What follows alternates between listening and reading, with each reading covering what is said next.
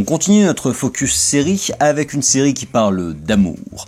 Love. Et quand je parle de Love, je parle de la série, pas du film où vous receviez une éjaculation faciale en 3D. Car oui, aujourd'hui, nous parlions de Love en 180 secondes.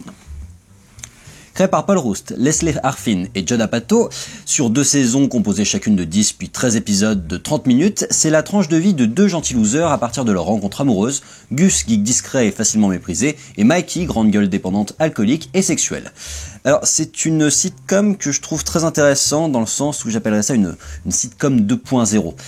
C'est très vrai dans son traitement et malgré que le sujet était déjà largement traité, que cet angle ait déjà été largement utilisé dans divers sitcoms romantiques, là on a quelque chose de nouveau et quelque chose de fort parce que ça sent le vrai.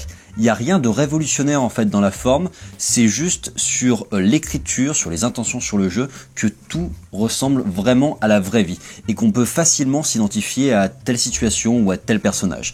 Ça varie entre drame, entre comédie, entre romance, c'est une vraie tranche de vie, parce que la vie c'est pas que le drame, c'est pas que la romance, c'est pas que la comédie, c'est bien qu'il y ait tout ça mis dans une seule et même série. Alors on a vraiment un penchant quand même vers la comédie très propre à Judd Apatow, mais moi qui suis pas un énorme fan de ces films, je trouve que là la série évite de tomber dans ces travers, les travers du trop vulgaire, de la surenchère. Là c'est plus mesuré, du coup c'est plus drôle parce que c'est plus touchant, c'est plus vrai. Encore une fois, vous allez souvent m'entendre dire vrai tout au long de cette chronique.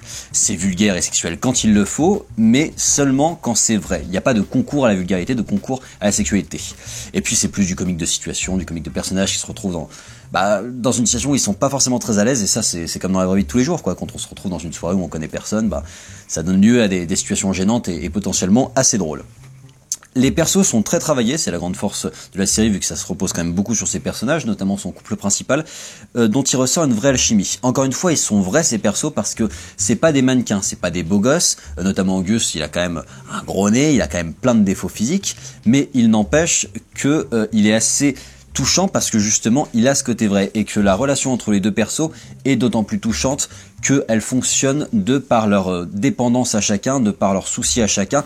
Ils sont pleins de failles ces personnages-là et ils cèdent à travers leurs failles. Et du coup il y a des moments où ils s'aiment, il y a des moments où ils se détestent, il y a des moments où ils se foutent sur la gueule, mais même quand les persos sont chiants, parce que des fois ils sont chiants, des fois ils sont agaçants, des fois on a envie de leur dire mais bouge-toi le cul, on peut pas les détester parce qu'encore une fois c'est assez véridique comme situation, comme manière de réagir. Je pense que chaque personne peut se représenter dans telle ou telle situation et peut se retrouver dans chacun des persos, que ce soit les persos principaux ou les persos secondaires qui sont bien plus mis en retrait mais qui sont quand même très intéressants parce que aussi ils défendent une part de jeunes trentenaires un peu paumés qui savent pas trop où ils vont, aussi bien en amour, aussi bien en travail, aussi bien dans la vie de tous les jours.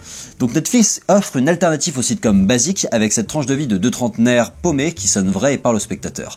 Sans être extraordinaire, il offre au spectateur quelque chose de nouveau et de bien senti, et ça au moins ça s'applaudit et ça s'apprécie grandement. Et j'ai envie de dire top.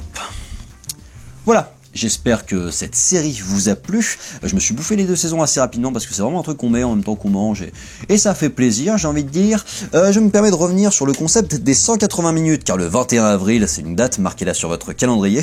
Je ferai un live de 180 minutes de 3 heures donc pour fêter les 1 an des 180 secondes. Et ce sera l'occasion de revenir sur l'actualité pop culture de l'année et aussi de répondre à vos questions. Donc je vous attends en nombreux, que ce soit en vrai à Lyon, à Villeurbanne, c'était à l'Arcadeum, c'est un bar gaming, ou sur Facebook en direct pour nous mettre vos commentaires et pour que je puisse y répondre si vous avez des questions ou si vous voulez me traiter d'enculé, c'est possible aussi, y a pas de souci. Je vous invite à liker, commenter, vous abonner, je vous donne rendez-vous sur la chaîne YouTube de Popcast avec un tout nouveau logo. À très bientôt.